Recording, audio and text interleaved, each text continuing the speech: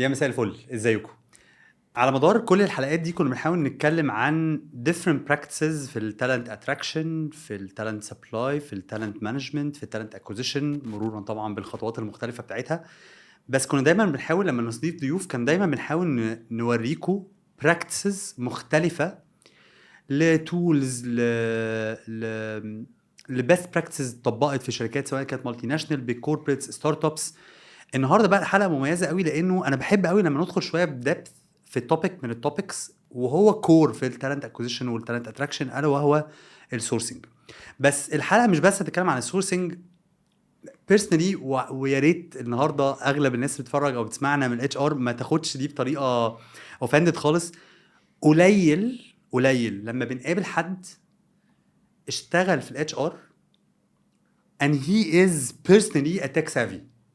لو انت شخص اشتغلت في التالنت اكوزيشن وكنت بتستخدم ديجيتال تولز كتير اوي بس من مجرد اني بستخدم اي تي اس او ان انا سمعت عن حاجه زي السي ار ام فبحاول اطبقها على التالنت اكوزيشن، لكن لو انت شخصيا بتستخدم ديجيتال تولز to increase and enhance your productivity هتبقى تالنت في حته تانيه خالص. فالنهارده بقى معانا واحد من بجد الجوروز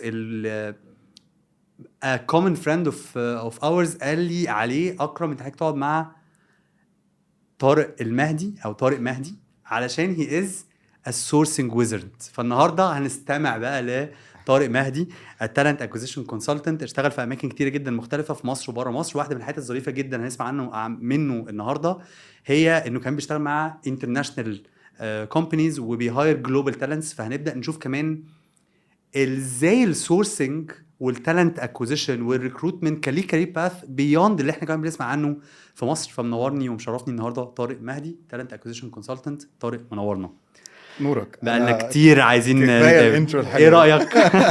لا بس بجد لان انا فعلا كنت بقول كده قبل الحلقه، قليل قوي لما بتلاقي حد اصلا في اي شغلانه لما بيكون تك سافي بتفرق معاك كتير جدا. بس بقى تك سافي بقى وانت اصلا ريكروتر. احنا قبل ما نطلع الحلقه قعدت تقولي حاجات اللي هو طارق دي مالهاش علاقه بالريكروتمنت بس how you utilize it in a way to increase your productivity كانت amazing. فاولا منورني ومشرفني ومبسوط بجد ان انت طالع معانا النهارده. وخلينا نبدا الاول بكويك انترو عن طارق، الجيرني بتاعتك من فين، من بعد الجامعه عملت ايه، جامعه ايه، كليه ايه اللي رماك على المر وايه اللي وداك ورحت يوروب ازاي؟ احكي لنا. سؤال حلو. انا يعني لما ابتديت انا كنت اصلا عايز ابقى مهندس معماري زي بابا الله يرحمه اصلا بس دخلت هندسه. الموضوع ما حسيتش ان هو ليه علاقه بالرسم والحاجات اللي انا كنت اشوف بابا بيعملها. فسبتها، رحت بزنس ادمنستريشن، وكان الموضوع ترانزاكشن عادي جدا بالنسبه لي. لحد لما رحت كان حضرت لكتشر لواحده دكتور اسمها شهيرة الألفي. دي غيرت لي حياتي وطريقة مذاكرتي عامة أو فهمي للحاجات. نايس. خلتني ان انا احب الميجر بتاعها بالاخص، وكان الاتش ار. هي كانت ماسكه تو ميجرز، الاتش ار والماركتنج، ودي اكتر حاجتين انا بحس ان انا باشنت اباوت ذم جدا. يعني فمن ساعتها، من ساعه ما اتخرجت وانا كنت خلاص اللي هو لا انا عايز ابقى في الفيلد. نايس. اتخرجت طبعا ما كانش عندي النوليدج ان انا ازاي اكواير شغل في الاتش ار. في اول شغل اشتغلته كول سنتر، وبعدين قعدت اتفحت بقى في الكول سنتر بتاع حوالي كام شهر كده، ورحت اتش اس بي سي شويه. بس برضو كنت حاطط دايما التارجت في اي مكان انا بخشه انا عايز اخش في الريكروتمنت. نايس. بالاخص في الريكروتمنت انا كنت بحب قوي ان انا اقعد مع حد واقعد اتكلم معاه وافهم منه، اعرف ايه الستوري بيهايند يعني who they are. فاهم؟ نايس. وصلت في اتش اس بي سي ان كانت الهيد اوف كولكشنز. انا كنت شغال في كولكشنز. هيد اوف كولكشنز كانت عارفه الباشن ده، وانا كنت شايف واحده في الديبارتمنت عملت شورت تيرم اساينمنت في الاتش ار زمان. نايس. وانا كنت حاطط عيني ان انا عايز الشورت تيرم اساينمنت دي، هتبقى تحفه بالنسبه لي، هتعلم كتير جدا منها. يعني في اتش اس بي سي اورجانيزيشن كبيره طبعا. بس فحصل بعدها بسنه ونص، سنه ونص تقريبا، وادوني الاوبورتونيتي دي، وكنت الحمد لله كانت ارقامي كويسه وكنت مبسوط، يعني كانوا مبسوطين مني. فيلا جو اهيد. كان في ماس هايرنج، اتعلمت منها كتير جدا جدا جدا. الريكروتمنت بروسس في اتش اس بي سي معقده قوي، يعني ان انت تذاكر عن الريكروتمنت حاجه، وان انت تشوف ايه اللي بيحصل، لانه وانا بجيت هايرد في HSBC انا بعته حد البيت يتاكد ان انا في البيت يعني أوه. في ريزيدنشال تشيك انت ساكن هنا. انت فاهم في يعني vetting process. يس في تيم موجود في اعتقد كان في الهند ساعتها اوكي بيشوف انت بتعمل ايه عملت ايه في حياتك وكان في جاب مثلا ما بين السنه والسنه دي تمضي عليها ديكلاريشن. البروسس عندهم معقده جدا معقده قوي قوي قوي. اوكي انترستينج فتعلمت منهم كتير. نايس بعدها دخلت بقى في هاسل يعني مش هاسل دخلت في شركات كتير جدا من ضمنها الادفرتايزنج من ضمنها اويل اند جاز. كل ده كان في ريكروتمنت خلاص Okay. بقى انا خدت الشورت تيرم اساينمنت يس حطيتها في السي في وبديت ابلاي بس. فبقى الناس تشوف HSBC وريكروتمنت تعالى فاهم يس بس فابتديت ان انا اخش في كان اول فيكنسي اشتغلتها في تيلي برفورمانس Okay. اول ريكروتمنت فول تايم ريكروتر رول في تيلي برفورمانس. ودي كانت شغلانه بصراحه يعني خلتني احس انه قد ايه في فرق كبير قوي ما بين اللي انا اتعلمته how you actually apply it. وده كان جزء كبير قوي من تكوين شخصيتي في الريكروتمنت النهارده. انا اتعلمت ان في حاجات احنا بنعملها في الريكروتمنت بسيطه جدا بس انت لو استخدمت التك يعني انت هتسهل على نفسك وعلى التيم وهتطلع كرياتيفيتي وهتطلع من التيمز بتاعتك كتير جدا. نايس فانت بتقول انا اتعلمت الريل وورد بقى بتاع الريكروتمنت ده كان جوه تيلي بيرفورمانس ولا HSBC؟ مش الاثنين. HSBC ادتني exposure عن ان how deep it could get اوكي how diverse and how different it could be. اوكي تيلي بيرفورمانس كانت انا كنت حاسس ان انا معرفش اقدر اقول ده ولا لا بس حاسس ان انا كنت كول سنتر اوكي حرفيا أوكي. بس ريكروتر اوكي بسكرين ناس. كانت شغلانه يعني بتحس ان انت مش بتتعرف على الشخص قوي انت مجرد بس بتسكرين فور انجلش وخلاص. اوكي فبس بعدها ابتديت ان انا اتعلم اكتر بقى عن الشغل في شركات تانية اتعلم اكتر عن الريكروتمنت. اكتر حاجه انا اتعلمتها في الريكروتمنت من ساعه ما ابتديت في الجلوبال ريكروتمنت ده كانت خلاص انا رميت كل حاجه انا اتعلمتها في حياتي على جنب وابتديت بقى من جديد. اوكي ليه؟ لان انت ابتديت تشتغل بالذات بقى لما اشتغلت في التك ريكروتمنت. ليه؟ لان انت بتخش مبدئيا التك تالنت في يوروب مختلف عن الماركت بتاع مصر. التك تالنت في يوروب الديفلوبر لو هو في نيش رول مثلا ممكن يجيله اكتر من 30 اوتريتش ايميل اوتريتش من ريكروترز 30 جوب اوفر في اليوم. خش شوف كمية الريكروترز اللي على ريدت مثلا او على بياخدوا كمية بقى كمان سكرين شوتس من الاوتريتشز بتاعتنا and we become a meme عندهم لانه في حاجات مهازل بقى بتحصل فاهم. لان انت شوف في كمية الناس اللي بتحاول تدور عليهم وتهد هاندم فاهم. and they start مثلا بيمسحوا لينكدين بروفايل بتاعتهم. يعني في البلوك تشين بقى كمان بيبتدوا ان هم يشيلوا انا مش عايز هم ضد حته الايه السنتراليزيشن كمان. فبيبقوا مش عايزين الداتا بتاعتهم تبقى موجوده اصلا على حاجه زي لينكدين. فانت تدور عليهم فين؟ تدور عليهم على الحاجات اللي هي بتسبورت الديسنتراليزيشن مثلا. وكده كده اي بروجرامر هيبقى عنده جيت هاب اكاونت بس مثلا بيبقى فيك نيم او بيوزر نيم او حاجه. فانت مش مهم عندك الاسم انت مش مهم عندك. فتبتدي بقى تعلي الكومبيتيشن قوي. انت الليفل بتاع ان انت تدور على لينكدين ريكروتر ده هو خلاص ده بيسك. ده اتقلب من ان هو اساسي لحاجه بيسك وممكن كمان تجنبها خالص مش محتاجها وتبتدي تدور على جيت هاب تبتدي تدور على مثلا ريدت تبتدي تدور على ايا كان ايه البلاتفورم. شوف انا هجيبهم منين يلا جت انوفيتيف فاهم. نايس فانت كده ابتديت الاول في بنك بعد كده رحت كول سنتر وبعد كده انت رايح في النص لكذا اندستري مختلفه من ضمنهم ادفرتايزنج ايجنسيز وبعد كده كل ده شديت خط وانا هشتغل على انتر تك ريكروتمنت. تك ريكروتمنت كل اللي قبل ده ما كانش تك. لا كان في رول ولا اتنين بكتير قوي اللي انا اشتغلت عليهم كانوا ليهم علاقه بالتك وحاجات مش نوت يعني ما اقدرش اقول ان هم واكتر حاجه في الكارير ده كانت فلورشنج او انترستنج بالنسبه لك كانت فاني في كل الكارير كل الدنيا دي اكتر حاجه كانت فلورشنج اقدر اقول الاكسبيرينس الاخيره اللي انا فيها دي بتاعت البلوك تشين. اوكي بلوك تشين ريكروتمنت. اشرح لنا اكتر. طيب انا شغال دلوقتي مع كلاينت شغال في البلوك تشين. اتس يعني هي ان او بلاتفورم built on Ethereum.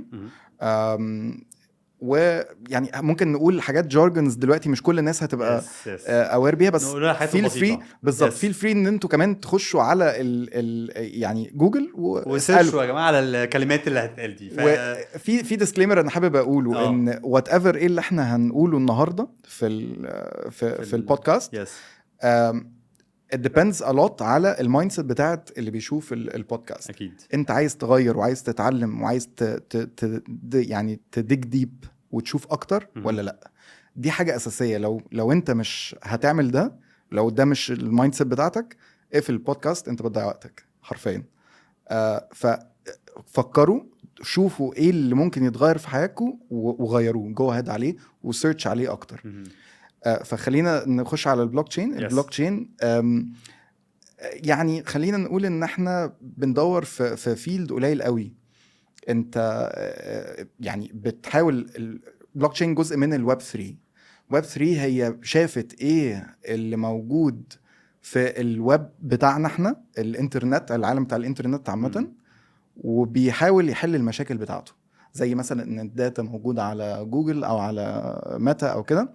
فبيحاول ان هو يحارب ده بالديسنتراليزيشن، وطبق ده على كل حاجه. انفورميشن طبقه على الجوفرنمنتاليزيشن، governance والكرنسي ان هي خلاها تبقى كريبتو. فشال كل السنترلايزد يعني authorities واركنها على جنب.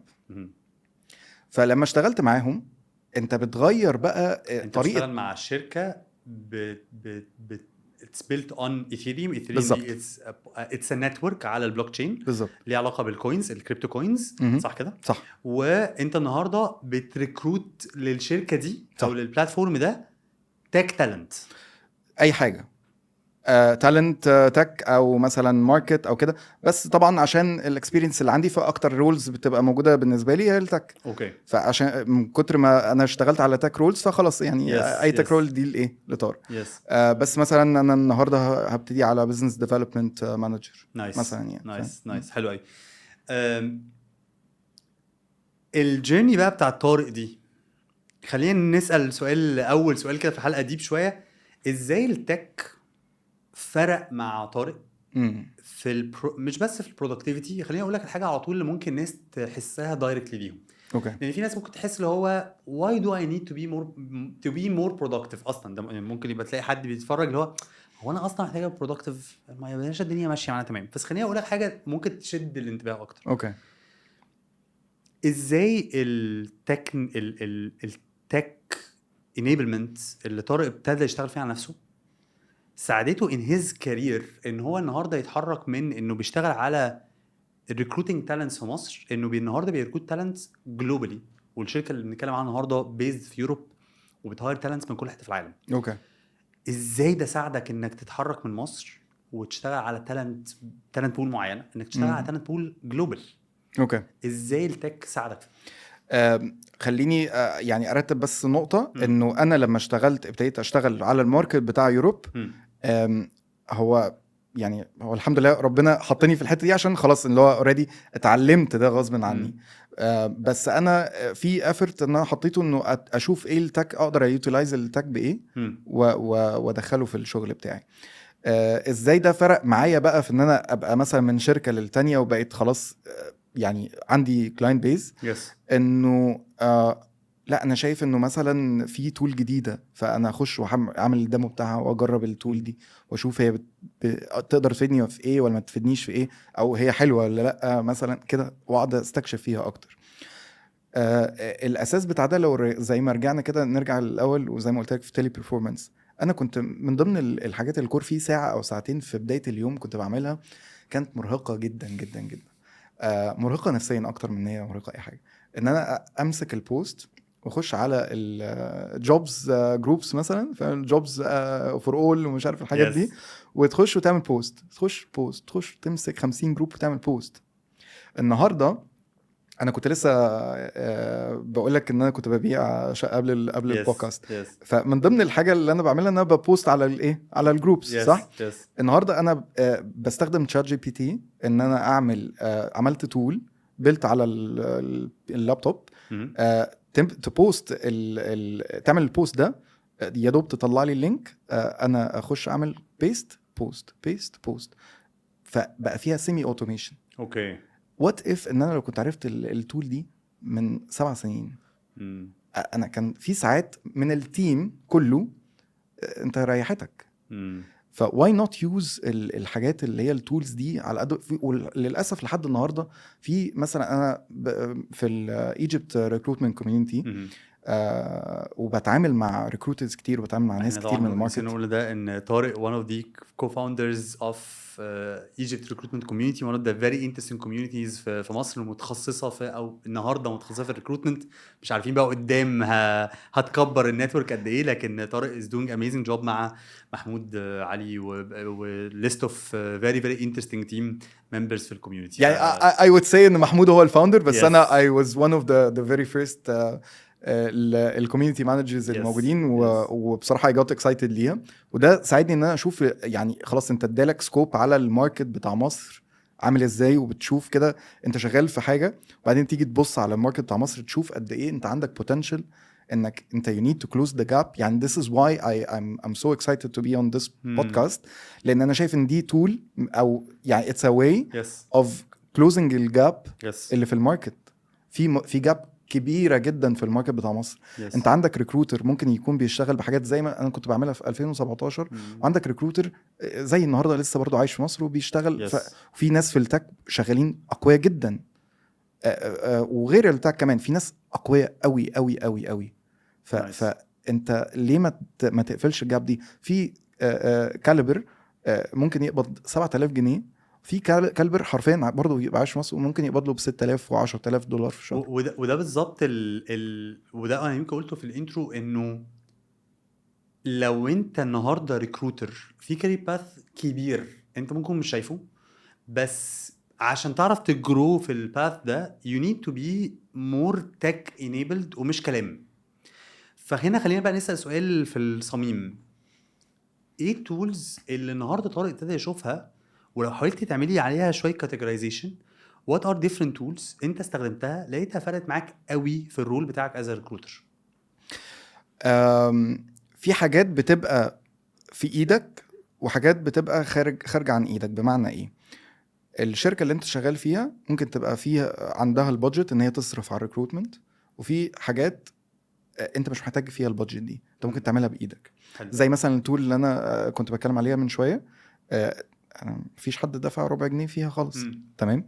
وفي مثلا تول زي اشبي as an ATS it's totally empowered by AI. انت يعني في وكل حاجه الريبورتس ممكن تبقى powered by AI. الفلتريشن الابليكانتس انت في كل حاجه فيها customized. نايس. فدي حاجه مثلا ممكن تبتدي من $4000 في السنه لحد $12000 و$14000 في السنه. فدي اول تول بتستخدمها هي انك بتستخدم ATS، واشهر تول او التول اللي انت حبيتها وقلت لنا حتى عليها قبل الحلقه it's a very very interesting tool called أشبي. فانت النهارده ال ATS one of the tools اللي بتساعدك قوي طبعا في شغلك كريكروتر. طب ايه تاني غير ال ATS؟ اول ما من اوائل الحاجات اللي كانت ابهرتني في الريكروت في التك ريكروتمنت وبدايه اللي خلاني ابقى باشنت قوي على التك الفيوجن اللي ما بين التك والريكروتمنت. one of the tools was called Phantom Buster. دي زي اوتوميشن تول. انت بتعمل ريسيبي ورك فلو. هتقول له خد الشيت دي خش على مثلا تشات جي بي تي او خش على ايا كان التول التانية طلعها لي من هنا اعمل لي بيها كذا.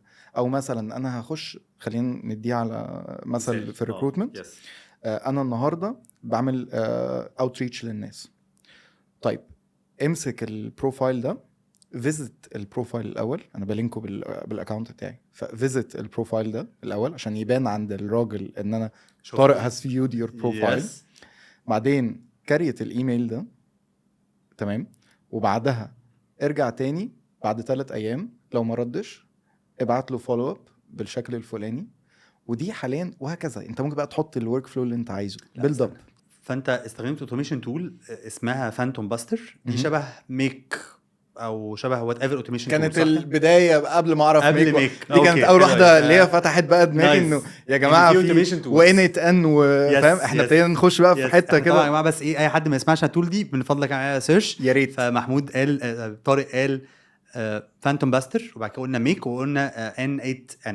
فانت استخدمت اوتوميشن تول وعملت فيها، انا بس يا جماعه هكرر اللي طارق قاله عشان ما ينفعش كلمه تعدي كده. انت اديته list of candidates تمام، وربطت التول دي بيور اون لينكدين اكاونت وقلت له روح فيزيت ذير اكاونت.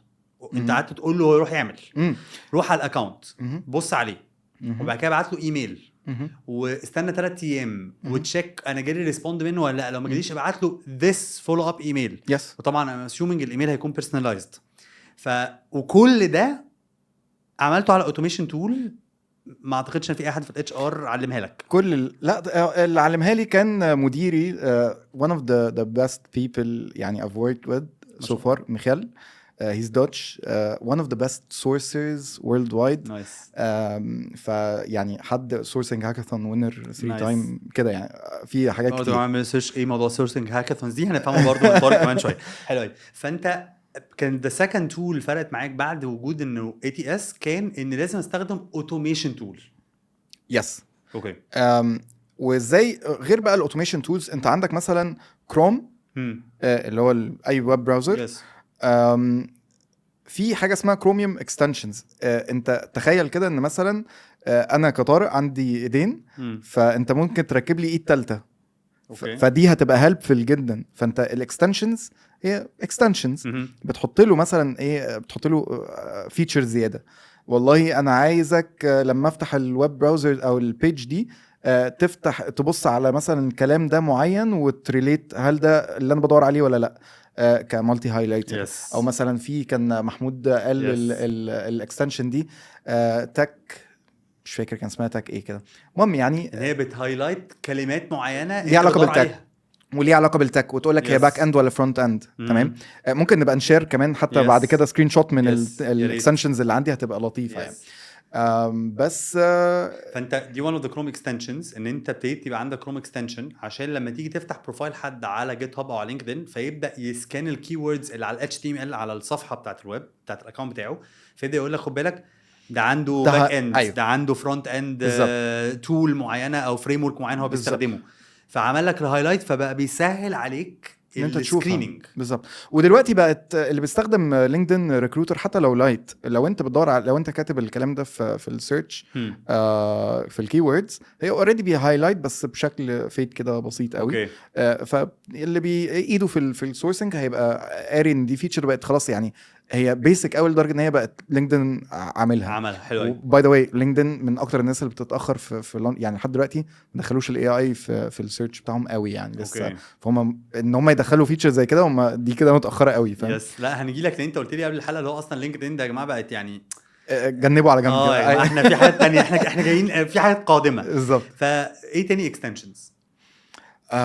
لا في اكستنشنز كتير بس مش شرط بقى ان احنا مثلا يعني فكر خلينا نحط كده مايند سيت للي بيسمعنا. فكر ايه اللي ممكن مثلا تبقى حاجه انت بتواجهك كمشكله عندك بتواجهك في يومك العادي. خش على تشات جي بي تي اساله ايه الاكستنشنز او ايه التولز الافيلبل اوت ذير واقدر احل بيها المشكله دي. and the answers would always blow your mind. ليه؟ لانه يعني انا مهما كان انا قلت ايه الحاجات اللي انا استخدمتها في حياتي النهارده مش هنحتاج فيها 50 بودكاست. بس هي الفكره كلها انه محتاجين ان دي زي ما قلت في البدايه ان هي تبقى مايند سيت. فكر. وده يعني ده اللي علمني النهارده ان انا محتاج ان انا طول الوقت عندي مشكله اخش اسيرش اشوف ايه التولز اللي نقدر ان احنا نحل بيها المشكله دي. مفيش حاجه سهله created by myself ويلا بينا. زي ما انت بالظبط جيت قلت المثال بتاع لما عملت some sort يعني سالت تشات جي بي تي انا عايز ابني تول ازاي ابنيها علشان تخليني مالتي بوست مثلا في اكتر من جروب مثلا. فدي سهلت عليك. انا انا مش من تك باك جراوند خالص. ما I've never اتعلمت شويه كده، كنت كيوريوس، حاولت ان انا اتعلم بايثون بس لقيت الموضوع لا هياخد بروفيشن لوحدها يعني. بس بقيت اخش على تشات جي بي تي، عامل بروجكت في فيتشر كده في تشات جي بي تي بروجكتس، انت ممكن تكاري بروجكت، وسميتها بايثون بروجرامينج ليرنينج بايثون بروجرامينج، وفهمته انا لا افقه شيء عن البروجرامينج. وفي في جزء كده على اليمين يا اما تابلود بي دي اف، يا اما تقول له الاسيستنت ده محتاج تكستمايزه ان هو يعمل ايه، او البروجكت ده انت محتاج ان هو يعمل ايه بالظبط. فانا قلت له اللي هو walk me through اي حاجه انا بقولها لك بشكل مبسط جدا بسيط. انا ما بفهمش يعني ايه بروجرامينج، فلما تيجي تقول لي حاجه قول لي اعمل كده 1 2 3. فبقى حرفيا يقول لي افتح الابلكيشن، افتح تيرمينال، اكتب فيها كذا، ويكتب لي كود واعمل بس كوبي بيست، تمام. وهو بيوالك يو ثرو ات ستيب باي ستيب لحد ما بقيت بكاري التول. هي اوتوماتيكلي بتطلع لي اللينك عشان اعمل جروب بوستس، بيطلع لي اللينك، اخش على البيج. بس انا كان ممكن كمان اعملها فولي اوتوميتد، بس فيسبوك هيديتكت الاوتوميشن ويعمل لك بان، هيقفل الاكونت. بس هو قال لي احسن حاجه تعملها ايه، سيمي اوتوميتد. واللي قال لك ده تشات جي بي تي بالظبط، انترستنج، فاهم. فبس وكل اللي انا بعمله انا افتح النيو تاب، اخش اعمل بيست، وافتح النيو تاب واخش اعمل بيست كده لحد ما اخلص 25 جروب عملتهم في خلال 5 دقائق، بدل ما كان يوجوالي ممكن ياخد نص ساعه كده. نايس مساعد لما مركز يعني. نايس. فاحنا كده قلنا ATS، قلنا اوتوميشن تولز، قلنا كروم اكستنشنز. ايه تاني؟ في هو تشات جي بي تي في حد ذاته قوي جدا، ولكن هو محتاج درايفر. انت يعني هو اي تول من التولز دي هتديك على قد ما انت هتطلب منها. هتلمت الاستخدام بتاعه في حاجه معينه، مش هيديك غير اللي انت بتطلب منه. بس زي ما قلت مثلا انت فكر في ايه المشاكل وهتلاقي لها الحلول. مثلا واحده من الحلول التانية انا بحاول، خلي بالك عشان الحلقه النهارده تبقى تكنيكال قوي وهتبقى فيها اوتوميشن واي اي قوي. وانا شفت الحلقه بتاعت ياسمين كانت بتتكلم قوي عن الامباثي، واي توتالي اجري في 100% اللي انا بعمله النهارده عن الاي اي والانتجريشن بتاع الاي اي والاوتوميشن. هو لا يتعارض تماما مع الامباثي، بل بالعكس هو بيشيل من عليا الهكتك دونكي ورك، ارميه على جنب عشان افضل الكانديديت اديله الاكسبيرينس، الفول اكسبيرينس اللي انا اقدر اعملها. من ضمنها ميتا فيو مثلا، او كارف، او في حاجات تانية زي اللي هو بمعنى صح اي اي نوت تيكر، في فايرفلايز، في حاجات كتير قوي.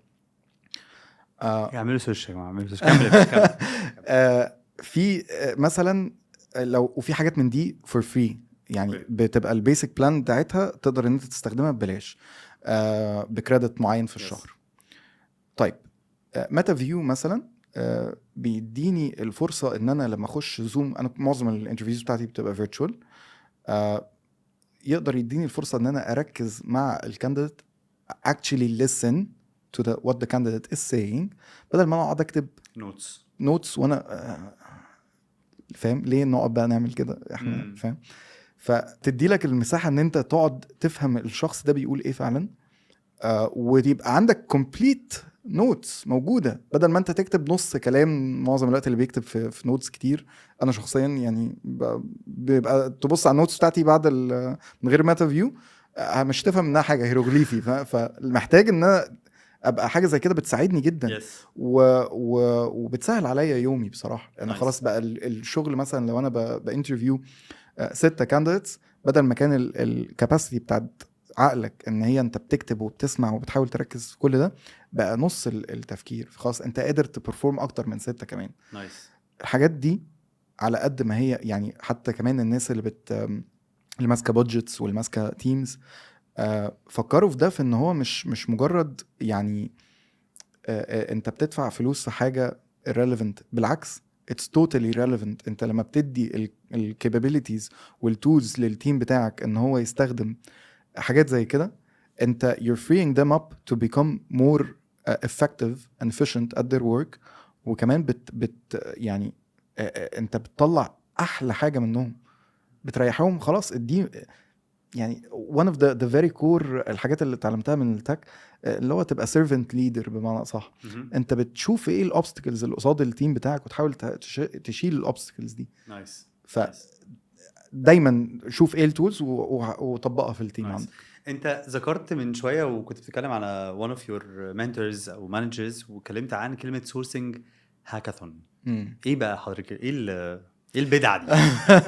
انا بدايه معرفتي بالسورسنج هاكاثون كان عن طريق ميخيل. هو كسب اكتر من 3 اعتقد سورسنج هاكاثونز. اللي بيحصل احنا كريكروترز في سامت مثلا او كونفرنس او كده بيبقى في فقره من ضمن الكونفرنس انه ده سورسنج هاكاثون. خشوا كلكم على اللينك ده بتبقى بلاتفورم يطلع لك سؤال ومكان للاجابه. السؤال مثلا انا قابلت في اليوم الفلاني في الميتنج مثلا ميت اب بتاع ERC واحد بيعمل بودكاست حلوه جدا وكان شغال قبل كده في UN ومثلا he's a founder of one of the most innovative مثلا companies دلوقتي. last name بتاعه is the answer to the next step. خش utilize كل حاجة في السيرفيس ويب عندك وشوف ايه اللي تقدر تطلعه. utilize كل الانفورميشن دي والتولز كمان. لو انت اكتر تولز هتعرفها هتقدر تيوتلايز التولز دي ان انت فاهم تطلع الشخص بالظبط فاهم. واول ما تلاقي الانسر تدي لك الليفل اللي بعده. اعلى واحد او الواحد اللي بيخلص الاول هو الاول بعدين الثاني والثالث. نايس. وبيبقى فيه طبعا بقى ريوردز وكده يعني. نايس حلو. ودي بتتعمل بشكل منظم structured في ريكروترز كتير بيخشوا فيها. مين اللي بيألف يعني I would love to have this in Egypt يعني مين اللي بيألف؟ احنا عملناها في مصر جوه ERC. احنا السنه اللي فاتت عملناها. كانت اول سورسنج هاكاثون في افريقيا. احنا عملنا السيرش عشان نفيريفاي الانفورميشن دي. كلمت ناس اعرفهم في ساوث افريكا عشان نشوف يا جماعه احنا فعلا عملناها اللي هو تمام احنا عملناها فاهم. ف it was يعني a great pleasure. عملناها في كان سيمنز هم الهوست بتاعنا. وكانت بصراحه تحفه يعني. كان ادونا حتى كمان البلاتفورم عشان نعمل عليها الكويستشنز. وخدنا روم على جنب واشتغلنا فيه. خليني اسالك سؤال هنا. ممكن حد يبقى بيسمعنا يقول ايوه بس انت هنا بتسورس او بتحاول تجيب معلومه عن اشخاص بس ايه علاقه ده بالريكروتمنت؟ سؤال حلو قوي. لينكد بس. شكرا. انت معرفتك والتفكير بتاعك انك الاوبننس ده وتقعد تشوف توسع مداركك وتشوف ايه اللي تقدر تيوتلايزه ده حاجة قوية جدا بتخلي لك المايند سيت بتاعتك. وانت بعد كده بقى بتيجي تدور على شغل او بتدور على مثلا كانديديتس خلاص بتساعدك. فانت كأنك بتقوي المسل بتاعت ان انا ازاي بعرف ادور على كانديديتس مش بالطريقة التقليدية. ودي مشكلة حلها. فانت اي مشكلة عندك تانية حلها. شوف بقى ايه اللي في الورك فلو بتاعك. شوف ايه مثلا يعني فكر اوت اوف ذا بوكس. لان انت طول الوقت انت محطوط تحت ضغط انت بتحاول فاهم تحل مشاكل. ففي عندي هنا question mark احلها ازاي فاهم. احنا عملناها ان احنا يعني وكمان ان انت تلعبها حاجه. ولما جيت انا ومحمود بقى ابتدينا ان احنا نديزاين السورسنج هاكاثون حاجه تانية خالص. انت مثلا عايز خلي بالك دي حاجه انا بستخدمها في التريننج واستخدمتها كمان في تالنتس في الشركه اللي انا شغال فيها بتاعت ميخال. في از فلتريشن تول للكانديديتس اللي بيابلايو كريكروترز. انا بدور على كانديديتس عندهم المايند سيت بتاعت اللي هو كيوريوس مايند سيت. حد يقدر. فانا خليت مثلا انه تاسك بدل ما اديله التاسك عادي حللي اعمل لي سورسنج ل 10 كانديديتس مثلا. طيب الفايل اهو بس it's logged with a password. in order to solve التاسك دي حل الباسورد. انا don't make it يعني as hard بس اللي هو ايه يعني عشان تو ايه يعني يا دوب تلعب معاه كده تشوف الدنيا هيكاتش الحته دي ولا لا. وهيبقى curious about it ويبقى motivated قوي عايز يعرف ايه ده ولا لا. ودي حته قوي لان احنا كمان بنخش من ضمن البروسيس بنخش بعدها معاه في فيدباك كول ونشوف هو عمل ده ازاي ونشوف بقى المايند سيت بتاعته هو انبهر بحاجه زي كده وحب ان هو يعمل حاجه زي كده ولا لا. نايس. فدي كانت بتدي لك كده اللي هو انت شخص هتفت ان وهتبقى عندك نفس الحته دي ولا لا. اوكي طيب خليني امسك معاك كده يا طارق. النهارده هتلاقي ناس من اللي بتسمعنا بيشتغلوا في شركات يا اما صغيره قوي ستارت ابس اس ام ايز، او بيشتغلوا في فيري بيج كوربريتس عندهم a very structured process. هي خلاص احنا عندنا بنعمل this assessment if you passed بتروح على competence based interviews بطريقه معينه، البروسس طبيعيه. تعال نمسك كل كيس منهم. لو انا كيس النهارده في ستارت اب او في اس ام اي صغيره، ازاي انا النهارده كريكروتر امبوز حاجات جوه شغلي تقدر تخليني اعمل كويك وين، تخلي ماي مانجر يشوف لا ايه ده انت عملت هنا جود كيس ستادي تخليني اسبند مور بادجت، نغير حاجات في البروسيس، نبتكر حاجه جديده في البروسيس. لانه اللي انا نفسي اوصله النهارده للناس انه الريكروتر ده يا جماعه مش شفت الشعور بتاعك لما قلت لي لما كنت زمان في كول سنتر كومباني وكنت حاسس ان انا I'm just another call center agent بس بعملها عشان بعمل سورسنج. فانا نفسي اوريهم انه لا احنا انت ممكن تروح لحته you integrate او you introduce new tools you change in the process. اديني كده مثال لو انا في شركه صغيره ايه اللي انا ممكن النهارده ابدا امبوز سنه في الشغل بتاعي زي ما انت قلت كده مع تشات جي بي تي. قولها لي في ستيبس. خليني اقولها لك بشكل مختلف شويه. انا لما بخش في شركه بدور ككلاينت من اللي عندي ايوه بعمل ايه عشان احاول يوتيلايز البروسيس بتاعتهم او ميك شور ان البروسيس بتاعتهم احسن حاجه ممكن. انا كطارق وانا بعمل الداي تو داي جوب بتاعتي في حاجات بتقرقني، عارف انت بتحس ان هي انا مش قادر اعمل الحته دي. يوجولي هتلاقي لها حل، لازم هتلاقي لها حل. دور وشوف الحل ده فين وطبقه. ولو موجود بشكل مثلا غالي او مش هتقدر ان انت تطبقه بشكل فيزبل مثلا، بالذات احنا عندنا في الماركت بتاع مصر مش دايما بنعرف نافورد التولز. شوف تحاول تعمل زي كروس فانكشنال كولابوريشن في التيم عندك. انت سبورت فانكشن بس ليك سي كبير قوي. فمثلا لو انت تقدر عندك اكسس وفي حد عنده ساعه مثلا من التيم عندك يقدر يساعدك يديك جايدنس من الانجينيرز مثلا او هيديك جايدنس مثلا هو ازاي تعمل التول دي، او ازاي لو هو عنده حاجه تقدر ان انت تاخدها من عنده وتطبقها عندك. زي مثلا النهارده احنا بنستخدم في ريكروتمنت حاجات هي مينلي للانجينيرنج زي N8N مثلا، زي الاجايل ورك فلوز. احنا لسه كنا بندي فيرتشوال كوفي شات من الشهر اللي فات في ERC عن ازاي ان احنا نابلاي الاجايل ميثودولوجي في الريكروتمنت. في حاجات مش شرط ان هي تبقى محتاجه فلوس. you need to just understand الفانكشنز. احنا كريكروترز ده حاجه مميزه قوي، احنا دايما بنبقى عارفين السيرفيس كده بتاع معظم الشغلانات اللي حوالينا. شغلنا محتاجين نفهم الشغل اللي احنا بنغيره بيبقى ايه. تمام. فانت عندك ادج حلو قوي ان انت اي حد هيتكلم في ان هو انا بعمل 1 2 3 انت يوجولي بتبقى فاهم ده بيعمل ايه. صح. فبالتالي تقدر ان انت تشوف ايه المماثل ليك في بروسيس معينه وتحاول تاخد منه. اوكي. open your mindset كده، خلي عندك الحته بتاع الاوبنس. شوف ايه اللي بره الطريق بتاعك العادي ويلا نحاول ناخد منه. طيب خليني اسالك سؤال مخصص اكتر. امتى انا كشركه صغيره وبتكلم بالذات على الشركات لو انا شركه صغيره امتى اقرر ان انا محتاج يبقى عندي ATS؟ ده سؤال حلو. I usually see ATS as an يعني a must have. اوكي. ليه؟ لان انت لو let's say مثلا شركة صغيرة 10 أفراد ما عندكش ATS وهتجيب فريلانسر يشتغل على الفيكنسي دي، الفريلانسر مشي الداتا اللي هو هيرها لك أو جاب عشان مش عندك راحت. صح؟ طب ليه ما تخلي الداتا دي عندك؟ زمان لما كنت بشتغل في الكول سنتر كومباني كنت بشتغل بإكسل شيت. في مرة كان عندي كمية داتا أنا اشتغلت لمدة حوالي 5 شهور. It was one of the most frustrating points. مرة الإكسل شيت حصل فيها ايرور ضربت كلها. شكرا الداتا راحت كلها.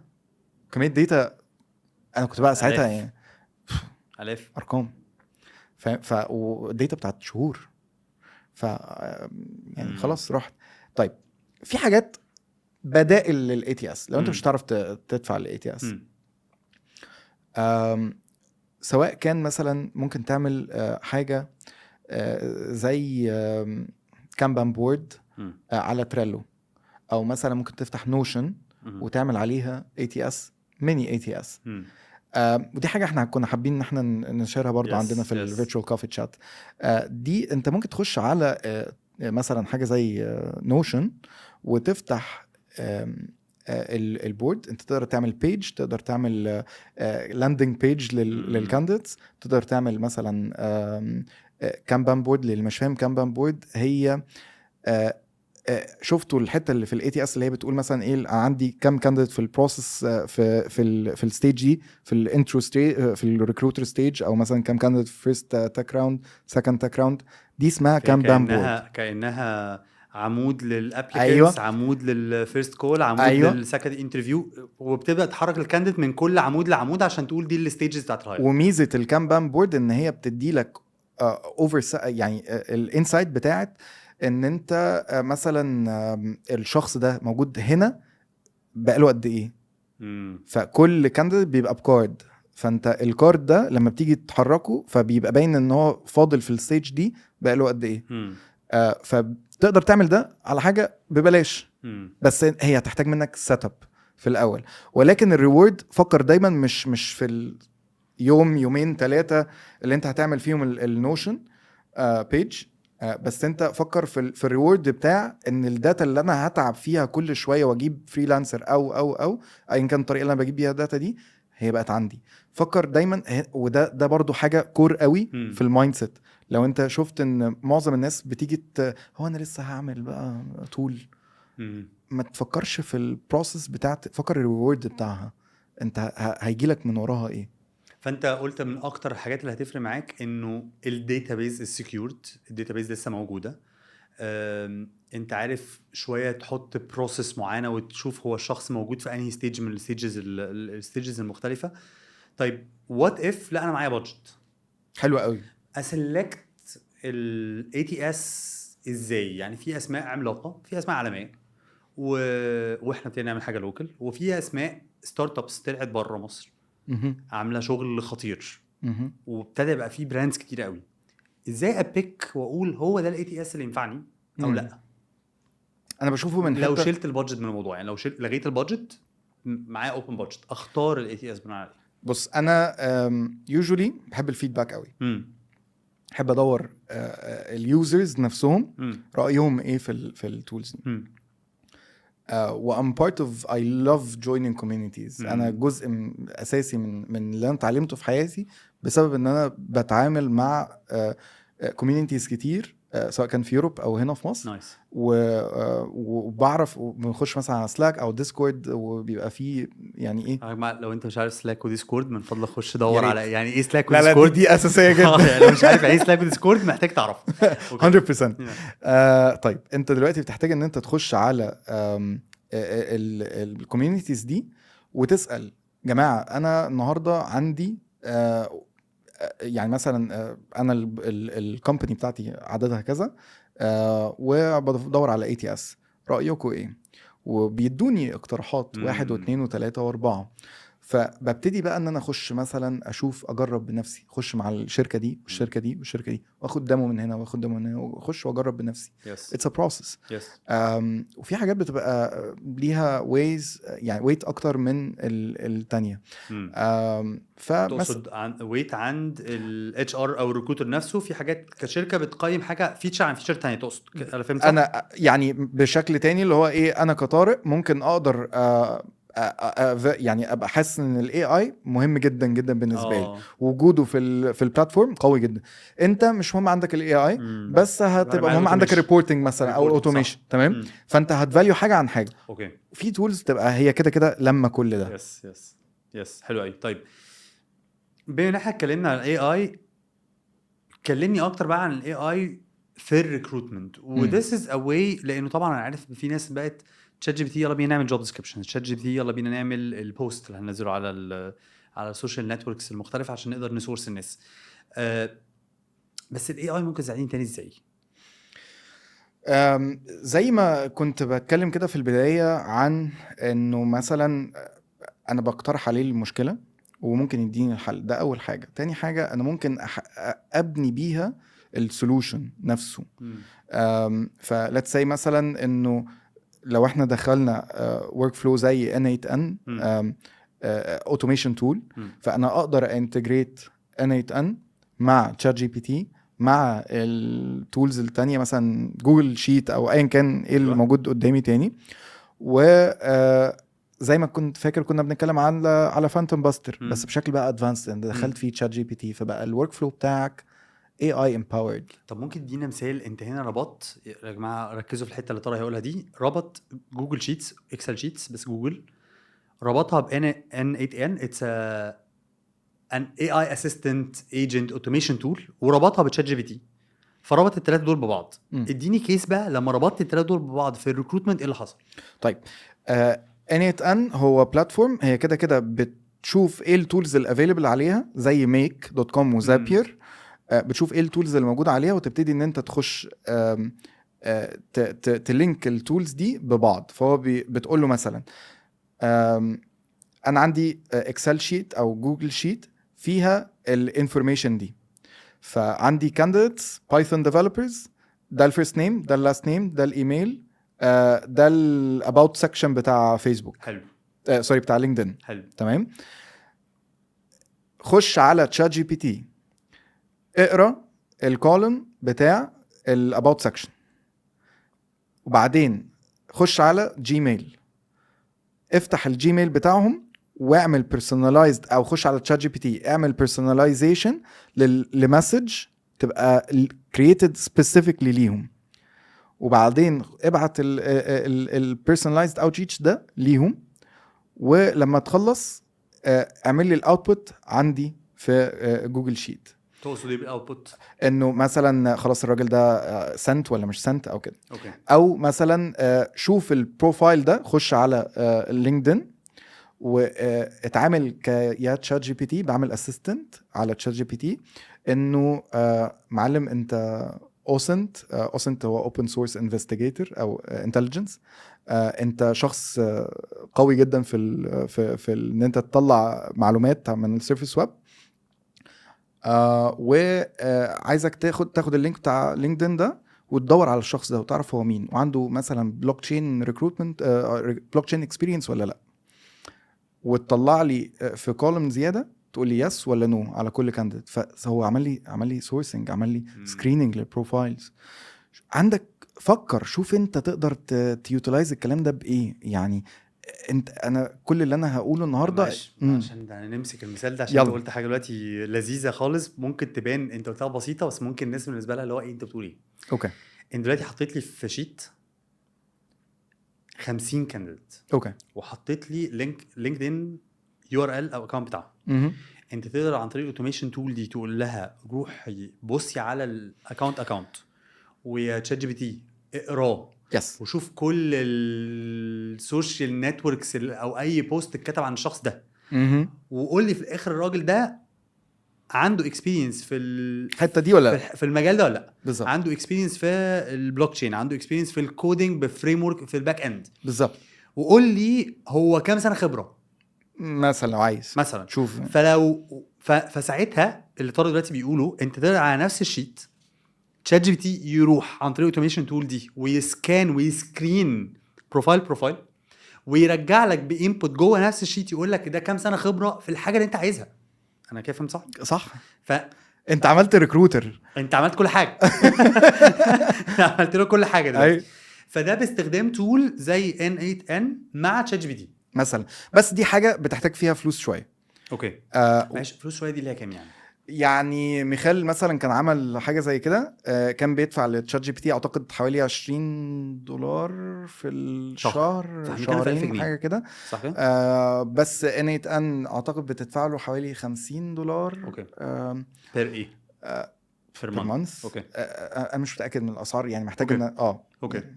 بس احنا بنتكلم انه لو تشات جي بي تي لوحده بنتكلم في حوالي $20 عشان تاخد تشات جي بي تي برو، ومحتاج بقى اوتوميشن تول. وكمان هو بيفتح لك الحته بتاع غير البرو بتاعك، انت في حته تانية من اوبن اي اي هي الايجنتس. يس لان انت بتخرج بره بقى تشات جي بي تي البلاتفورم الطبيعيه، تبتدي تخش على اوبن اي اي، بتخش تاخد اي بي اي كي لاي اي اسيستنت، وتبرمج الاي اي اسيستنت ده انت بتعمل جي بي تي. فانت you can create a custom جي بي تي، كانك بتقول للشات جي بي تي اشتغل على اللي انا بالطريقه دي في النوليدج دي بالانفورميشن بتاعتي، صح كده؟ بس كاستم جي بي تي حاجه موجوده على اللي هي على البلاتفورم بتاع شات جي بي تي عادي جدا، اللي هي فوق على الشمال دي. بس في حاجه بقى اي اي اسيستنت، انت دي حاجه تانية بتبقى اعمق اكتر من كاستم جي بي تي بكتير، مختلفه تماما. لا انت ودي بقى اللي بتحتاج كريدت، انت بتحط بس الكريدت كارد ديتيلز بتاعتك، وهي بتوب اب كل شويه، بتحط لها $10 مثلا او حاجه، وهي كل شويه بتسحب على حسب الايه، بس هي يعني على حسب الداتا بتاعتك انت بتستخدمها قد ايه، او التول بتاعت الاوتوميشن اللي انت بنيتها بتاخد منها داتا قد ايه، وبتبتدي تاخد بقى. خليني اسالك سؤال تاني. لو انا عندي داتابيس فيها 100,000 كانديديت وعايز اعمل لهم some sort of categorization وطلع عنهم شويه insights، قول لي كده مين باك اند ديفلوبرز، وقول لي مين هنا بيستخدم دوت نت واستخدم دوت نت اكتر من 3 سنين. معاك ايه في الداتا؟ معايا سيفياتو. حلو قوي.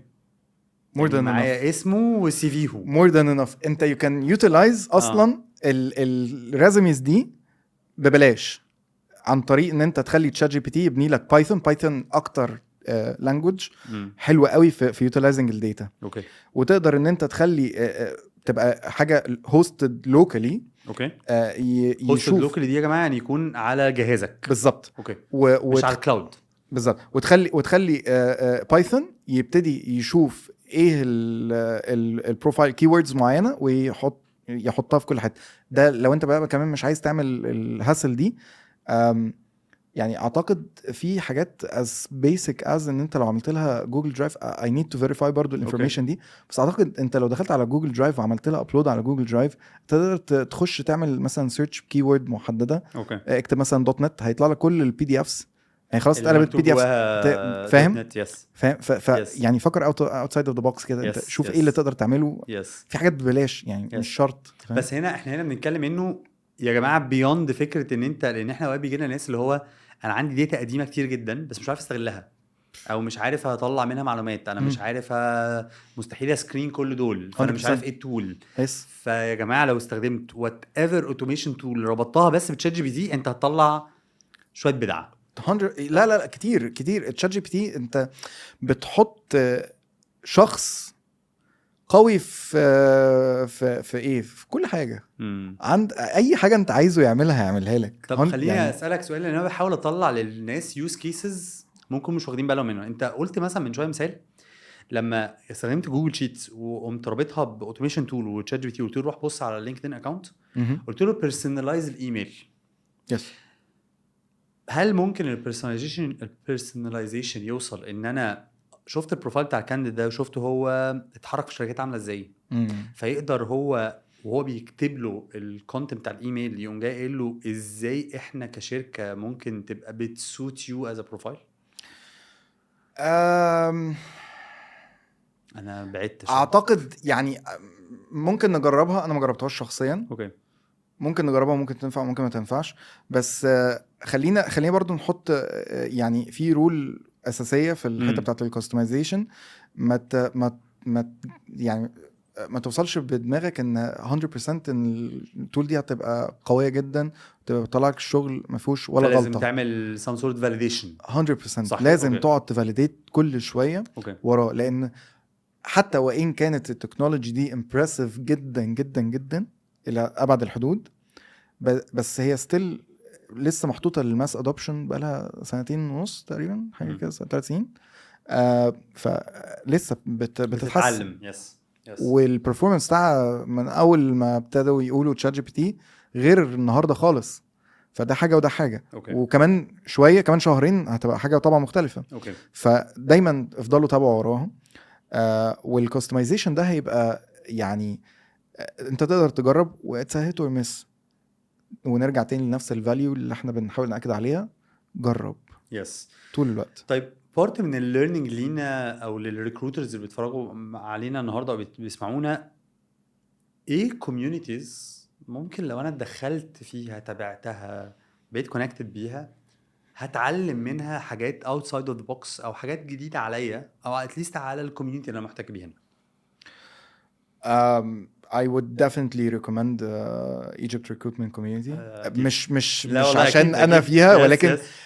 بالعكس انا لما محمود قال لي الفكره هنا في مصر I got very excited ليها، لان مفيش حاجه زيها، مفيش Yes. حاجه شفتها في مصر ده حقيقي ده حقيقي. بتعمل نفس فده الحته دي. ERC هنا في مصر من توب ريكومندد. هل في حاجات شبهها؟ اكيد في حاجات شبهها بره مصر. Yes. بس هل في سبيسيفيك كوميونيتيز؟ يعني احنا دلوقتي قدنا مثال واضح ERC يا جماعه في مصر. Yes. look for it. عندهم every month virtual coffee chat في كل كورتر في ميت اب ان شاء الله Yes. هيعملوا HR كونفرنس على مدار السنه. فده تخيلوا one community في monthly and quarter and annual connects. في كمان كوميونيتيز تانية ممكن تبقى بره مصر في الريجن، في الارب ريجن او جلوبالي، ممكن تبقى و ERC كمان في السلاك كوميونتي. وات ايفر ايه المشكله اللي بتواجهك، خش مثلا على سلاك وابعت انا عندي الشيء الفلاني محتاج. وده نفس القصه في الكوميونيتيز اللي بره. عندك ذا تالنت كوميونتي، عندك ذا بيبل جروب بتاع واحد اسمه مارتن هوك، ده في كندا اكتر. ده تالنت كوميونتي ده في انجلند. في تالنت كرانش ده بيزد في برلين اكتر، فهتلاقي في مثلا ريكروتمنت سلاكرز، بس ده للناس اللي شغالين في الداتش ماركت، فهم يعني بيفيريفايوا الناس اللي بيخشوا الاول شغالين اصلا في الداتش ماركت. الباقي عادي يعني بيدخلوا الناس في القصه. انترستينج. هل ان انت كنت كونكتد بكوميونيتي زي دي بره مصر فرق معاك في الكارير بتاعك؟ كتير جدا. في ايه؟ اولا كونكشنز. بادئ ذي بدء الحاجه البديهيه كونكشنز. اوكي.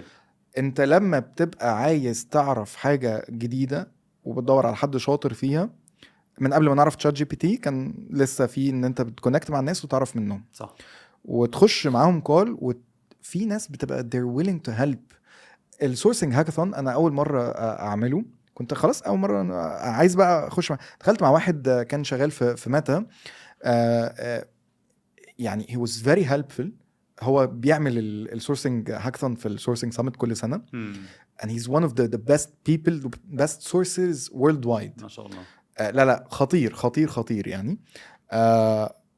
الراجل ده دخل معايا في الكول، ويعني قعد قال لي انا بعمل 1 و2 و3 وخلاص. انت بقى عندك كونكشن ان انت اتس ويندو ان انت تخش مع الشخص ده وتخش معاه تعرف منه ايه اللي بيفكر فيه، الحلول اللي عنده، وهكذا. نايس. وحتى لو انت مش عندك مشكله jump on a quick call مع الناس حتى لو virtually، و 15 minutes اعرف الناس. مجرد ما انت دخلت كده بقى في ما بينك وبينه كونكشن، دي في حد ذاتها لما تيجي تشوفه بعد كده في summit you know someone. حتى لو انت مثلا سافرت البلد دي قبله مثلا، يعني go outside of your path عشان تشوف كده تكونكت مع الناس. الحته دي بتفيد جدا. وانس انت محتاج حاجه في الحته دي، الشخص ده هيبقى معاك. recruitment is connections.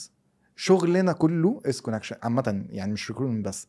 فكل ما كان عندك connections قويه، كل ما خلاص انت you're empowered اكتر. طيب انت ذكرت في النص اكتر من summit، من event، من sourcing hackathons مختلفه. هل بتشوف ان these kind of events، غير ان هي طبعا انت ذكرت خلاص انه build connections لان دي احنا محتاجينها جامد، فjoin communities مختلفه في مصر وجلوبالي، هل كان شايف ان الايفنتس مهمه؟ وهل في events that you highly recommend في الاتش ار؟ في الريكروتمنت خليني اركز في الريكروتمنت. خليني هنبقى عايزين نسال سؤال ليه قلت ريكروتمنت مش اتش ار، بس هسال سؤال. يعني مثلا ممكن اقول اكتر حاجه علمتني لحد النهارده هي السورسنج سامت. ده اسمه سورسنج سامت. يس. بتبقى موجوده في يوروب، موجود منها في دويتش في المانيا، موجود منها في استراليا، موجود في كذا حته يعني they're around the globe. nice. بس انا اللي بروحها دايما و I'm part of the organizing team فيها. اللي في هولندا كل سنه بن organize an event بيجي حوالي اكتر من مثلا من 300 ل 700 ريكروتر.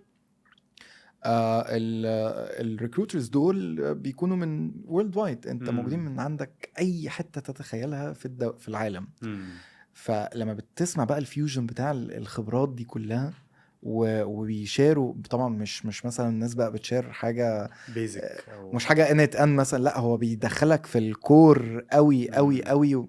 يعني في واحد كان اوكراني، الريكروتر ده هو يعني هيز هيد اوف ريكروتمنت فانكشن، بس هو من اوكرانيا. لو تعرف ان بسبب الحرب الاوكرانيه الرجاله ما بيسافروش بره اوكرانيا. اوكي.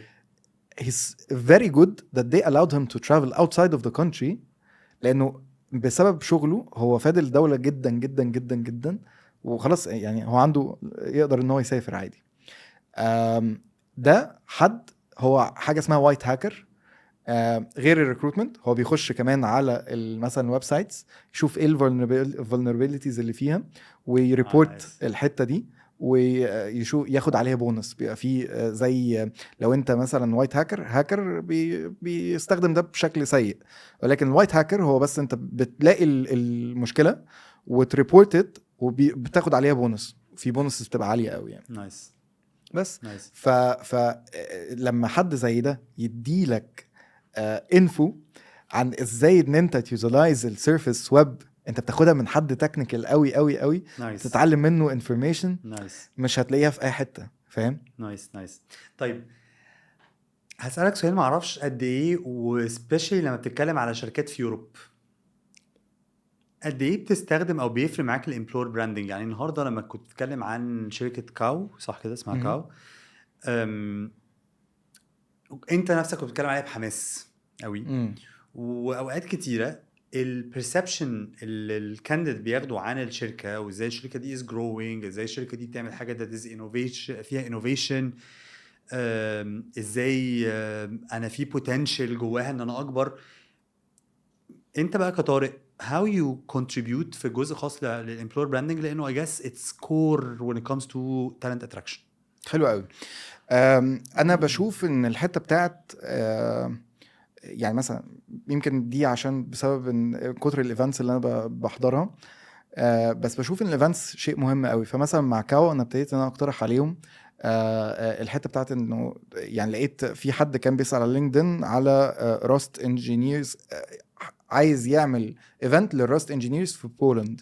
بعت البوست للهيد اوف بيبل اند تالنت، جو هيد اقفشوا الراجل ده، نعمل لهم ايفنت في بولند عشان نلاقي، لان احنا دايما بنهاير راست انجينيرز. امبلوير براندنج مثلا بتشوف ايه اللي عندك في الشركه تقدر تيوتيلايز. لو انت عندك تاك تيم قوي، شو اوف التاك تيم ده. في الناس بتوع التاك بالذات مش بيحبوا الفلوس، مش بيحبوا مش بيبصوا على الحاجات دي، بيبص الناس الشاطره بتبص هو هيشتغل في انهي برودكت عامل ازاي، انا يعني هكونتريبيوت لايه، الفاليو اللي هتطلع من البروجكت ده عامل ازاي. فمثلا عندي انا بطلع، احنا عندنا معظم الحاجات اوبن سورس، فبنطلعها ونديها حتى في الجوب بوست اللي هو ده these are one of the projects that you'll be working on. فنبتدي نوريهم قد ايه الكود بتاعنا جامد، واللي هو انت تقدر ان انت تكونتريبيوت لحاجه فاليبل جدا. احنا بنعمل ايه اصلا، احنا قد ايه انوفيتيف. في مثلا حاجه ودي خاصه قوي بالبلوك تشين، بس زي ما قلنا ان البلوك تشين في البدايه الناس بتحب ان هي تبقى بعيده عن السنتراليزيشن، بعيده عن لينكدين، بعيده عن فيسبوك. هم مش بيحبوا الانفورميشن بتاعتهم تبقى مملوكه لحاجات زي كده. فازاي توصل للناس زي دي؟ صعبه. صح. هم مش موجودين اصلا، يعني هم صح. مش موجودين. فاحنا كريبتو بلاتفورم، ان انت بتستخدمنا، احنا عندنا 25,000 ريتيرنينج او يعني نيو ريتيرنينج يوزرز او تريدرز على البلاتفورم. اوكي. وات اف انه ان احنا استخدمنا يعني عندنا في مساحه انك تتواصل مع 25,000 حد اهو. مش مهم عندي هم مين، اهم حاجه ان هم بلوك تشين يوز، هم عندهم كريبتو اونرز، ناس بتتريد على كريبتو. اعمل لهم بوست بقى، هنعمل، ودي الحاجه لسه ان ذا ميكينج، في بقره عشان احنا الكاو، في بقره بتطلع كده اللي هو ايه وير هايرنج وبتاع مش عارف ايه ورا، وان ده these are the projects that we're working on وهكذا. فشوف ازاي انت تقدر توصل مين الناس بتاعتك وتوصل لهم ازاي، وايه التولز اللي عندك اللي تخليك توصل لهم واستخدمها. فانت هنا بتقول ان انا بارت من امبلوير براندنج، ان انا بحاول اريتش اوت للكانديديتس بتاعتي بطرق مختلفه. وفي بارت منها انت قلته حلو قوي، you need to show your own internal muscles in terms of talents. ناس سينيورز قويه تتكلم عن projects موجوده عندي، فالناس تبقى اكسايتد انه لا انا احب اشتغل في projects بالحجم ده او بالتشالنجز دي. وكمان قلت حاجه ثالثه، يبقى احنا كده قلنا خلي التالنتس اللي عندك تطلع تتكلم في ايفنتس، خلي بطرق مختلفه تشو يور بروجكتس والتشالنجز اللي انت بتحاول تسولف، فدي بيخلي الناس تبقى انسبايرد ان هي تشتغل معاك. تالت حاجه اتكلمت عنها هي انك محتاج تبقى مور كرييتيف، انك تروح تتكلم مع التالنت بول اللي انت بتحاول تاكواير وتدور عليهم هم فين. فانت لما اديت مثال على حته الكريبتو، فلو انا النهارده كوميونتي فيه 25,000 تريدرز، فانا ازاي اعرف اوصل للتريدرز دول؟ وهكذا. لما انت اتكلمت عن الراست انجينيرز، فده معناه انه حاول تبني حوالين او تروح للكوميونتي بتحاول تاتراكت هم موجودين فين، حاول تاتراكت من المكان اللي هم موجودين فيه.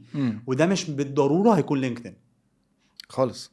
طيب انت كنت قلت لي كده قبل ما نطلع في لايف انه انت يوز جيت هاب ا لوت، يوز اوقات ريدت، لدرجه ان في مره الانجينيرز بقوا بيستخدموا اوقات يعملوها ميمز احنا الريكروترز طالعين على المسرح على فممكن تدي شويه امثله للناس، لان ممكن حد يبقى قاعد هو ايه اصلا ريدت، ايه اصلا جيت هاب، فندي شويه امثله لاذر بلاتفورمز الناس ممكن تستخدمها كريكروترز away from LinkedIn away from local platforms زي وظف زي فرصنا.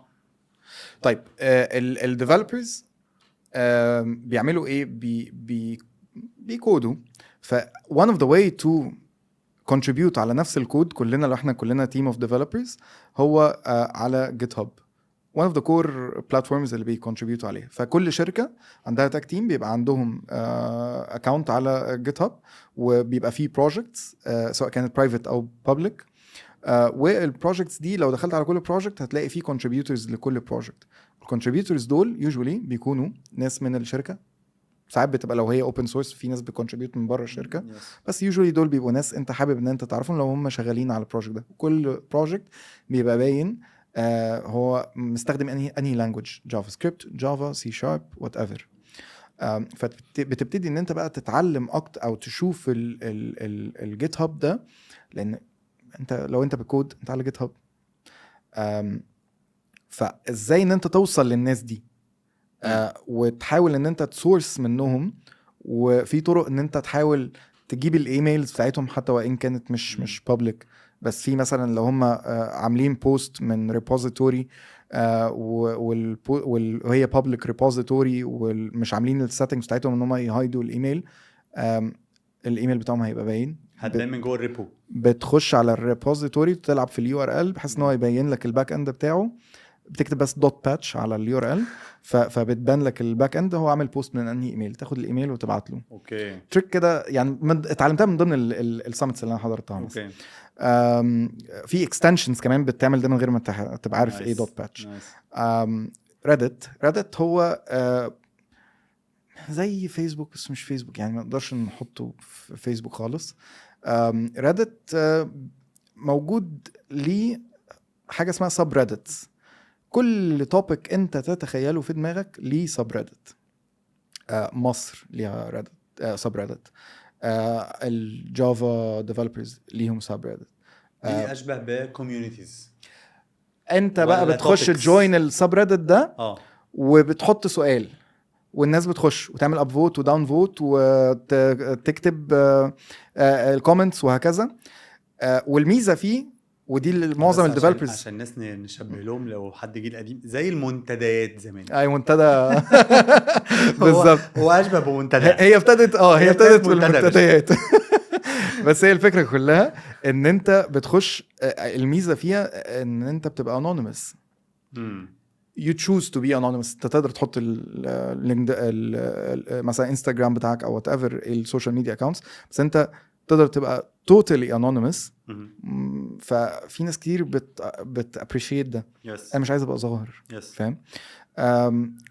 بس بتسورس منها ازاي بقى؟ الناس لما anonymous كده هتسورس ازاي بقى؟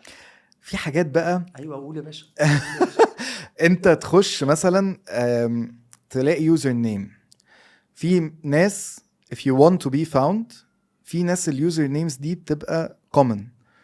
انت لو انت عندك يوزر كبني ادم عامه هتسهل على نفسك وتخلي نفس اليوزر نيم فاهم، وتقدر ان انت تخش وتفتح وتعمل شات للشخص وتقول له انا عندي 1 و2 و3. اوكي عادي. أوكي. ممكن تخش تعمل بوست على السب ريدت وتشوف لو في حد انترستد في حاجه زي اللي انت عايز تشغل الفيكنسي يعني بتاعتك.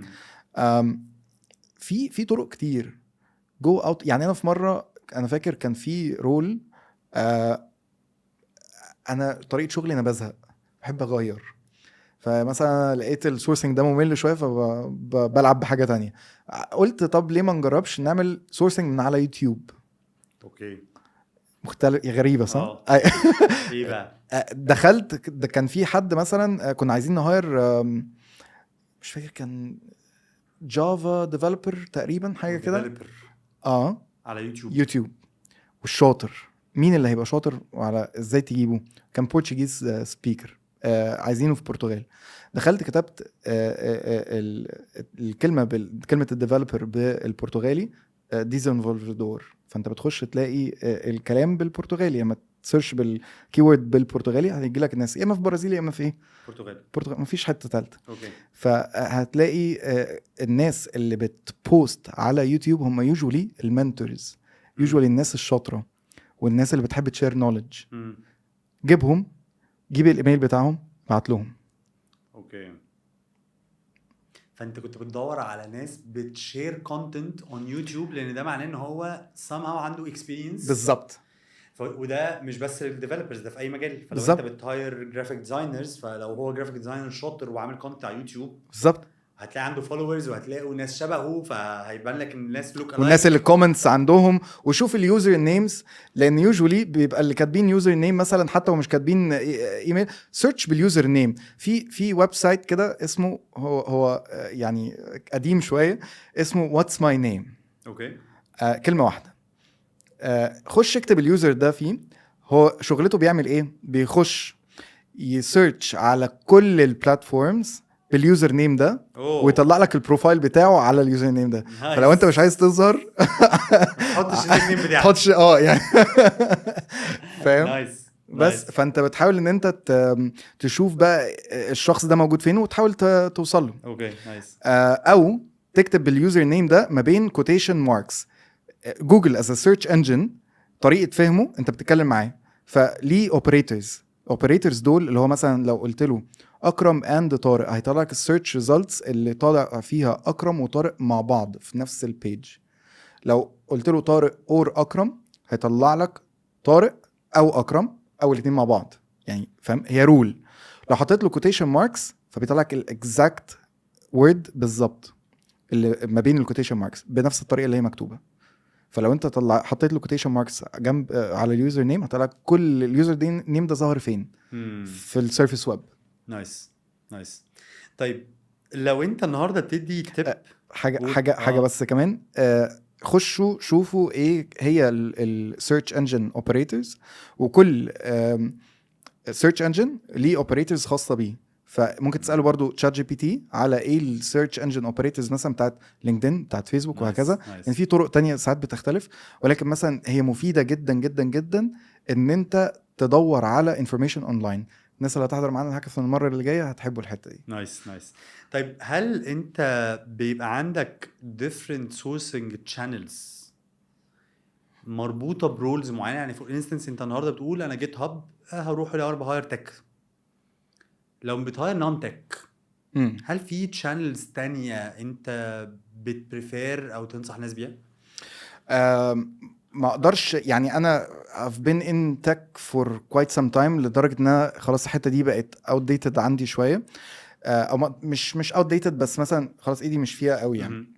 بس مثلا زي ما احنا قلنا كده يوتيوب، واللي بيشتغل في حاجه صعبه قوي او مش صعبه بس يعني سبيشالتي زي التك، انت تقدر ان انت تسويتش لاي حاجه تانية. انا عملت السويتش للبلوك تشين، البلوك تشين مختلف شويه. فان السويتش ده انت بتبتدي تتعلم ازاي اللانجوج وتتعلم ايه البلاتفورمز وهكذا. عن طريق ان انت تتعلم اكتر عن الاندستري وعن مين التارجت اودينس بتاعك وهكذا. فانت بتحاول تشوف الناس دي فين وتسيرش على البلاتفورم دي وتشوف تقدر ان انت تخش فيها ازاي. في مثلا بتوع الديزاينرز ليهم بلاتفورم انا مش فاكر اسمها بس كان ليهم بيهانس. في كذا حاجه يعني شوف داتا ساينتست مثلا ليهم بلاتفورم وهكذا. يس. طيب لو انت بتديني ادفايس كريكروتر، احنا قابلنا كتير ومثال طارق اهو قاعد معانا كان ريكروتر تالنت اكوزيشن بشكل عام وركز في التك ريكروتمنت. اولا ليه طارق خدت الخطوه دي and you recommend it or not، وهل دي بتفرق معايا في الكارير بتاعي؟ يعني هل النهارده هتفرق معايا في السالاريز، هتفرق معايا في البروموشن، في اكسبوجر مختلف؟ اولا ليه طارق خد الخطوه دي and you advise ان انا اعمل لو انا general recruiter of talent acquisition ابقى في some time in my career a focus on tech recruitment؟ هي الحته دي جات لي اكتر ما انا رحت لها. انا someone sourced me للفيكنسي بتاعت تالنتس، والاوتريتش بتاعها كان في ثلاثه كي ووردز هم دول اللي خلوا عيني تلمع. يلا بينا. كلمه international recruitment، remote، وكلمه التك. الثلاثه دول مع بعض كانوا الكومبو. خلاص انا جيت انا معاكم. هل بتفرق في السالاريز ولا لا؟ طبعا بتفرق في الاكسبوجر والاكسبيرينس بتاعك. لو انت حد عايز يعني خلينا نقول ايه، هنا في مصر احنا بندخل الريكروتمنت وسط الاتش ار، بس انت سبت الاتش ار وحطيت دماغك في الريكروتمنت. انت بقى كمان سبت الريكروتمنت وحطيت لاين معين وهو الايه الريكروتمنت. وخلي بالك انت التك وخلي بالك انت مش مجرد ان انت بتبقى تك ريكروتر فانت دخلت في السبيشالتي دي بس في ناس مثلا داخلين في الحته بتاعت الهوسبيتالز والهيلث وركرز وهكذا. دي برضو سبيشالتي في حد ذاتها. اي حاجه فيها تخصص سعرهم بيعلى بطبيعه الحال. ليه؟ لان انت فاهم انت ماسك الحته دي. البلوك تشين برضو بتعلى. فكر بالشكل ده، هي عرض وطلب، صح؟ يس. لو الفيلد بقى نيش اكتر كل ما قيمتك هتعلى. يس.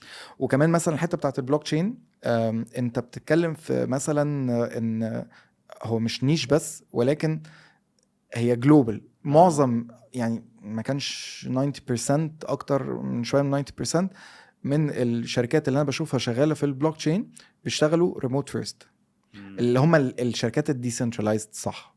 يعني مش مجرد شركه كده في البلوك تشين، لا هي شركه دي يوجوالي بتبقى ريموت. لان التالنت اللي بتحتاجها مش هيقدر يلمت نفسه بكونتري واحده، هو محتاج اكسبلور. انا هتعب. فالحته دي بيبتدوا ان هم يعمموا السالاريز على الكل.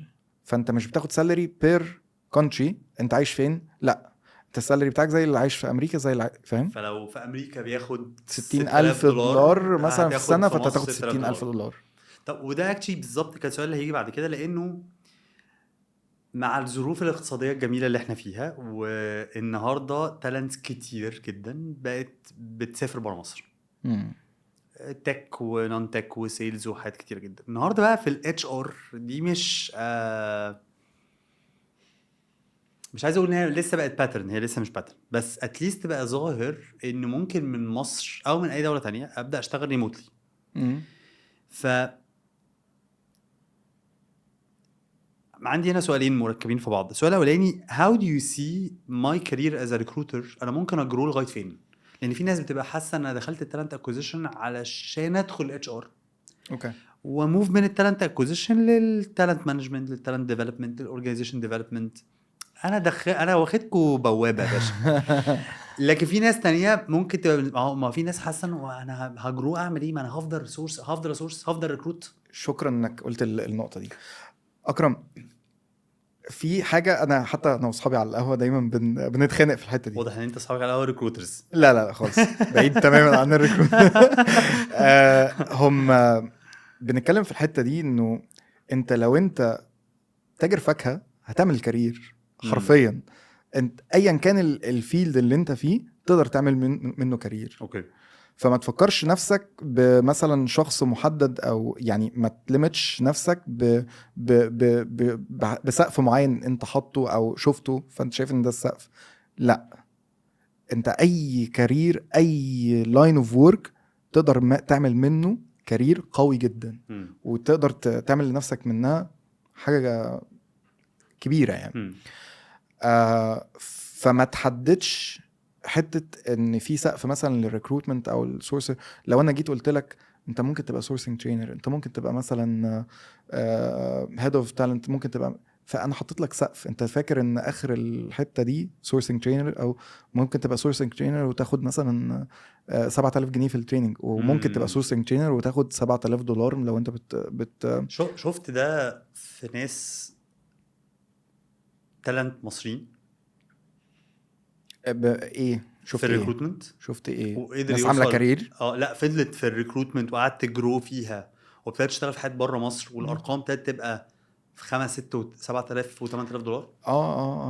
انا ليه بسال السؤال في ناس ده؟ احنا يعني اوريدي موجودين قدامنا كمان في الفيلد. يس انا كمان within ERC community انا بيرسونلي اعرف واحد او اتنين ممكن الرقم قريب من الارقام اللي قلتها دي.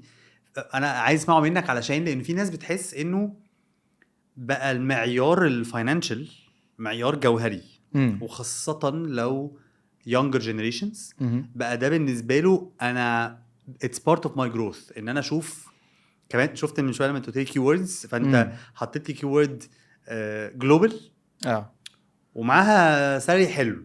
اوكي باشا الناس جت خلاص. بص شفت ناس كده ولو شفت ايه الكومبتنس اللي كانت عندهم خليتهم يوصلوا كده؟ اكرم، ده الحاجه اللي احنا بنحاول نعملها النهارده. خلي بالك يعني الفرق في السالاريز والفرق في الاكسبيرينس معالجته في اللي احنا بنعمله ك ERC ك Egypt Recruitment Community وكالبودكاست اللي احنا بنعمله النهارده. الطريقه بتاعت ان احنا نريديوس الجاب اللي في الماركت دي اساسيه جدا، لان انت اولا بتعلم التالنت.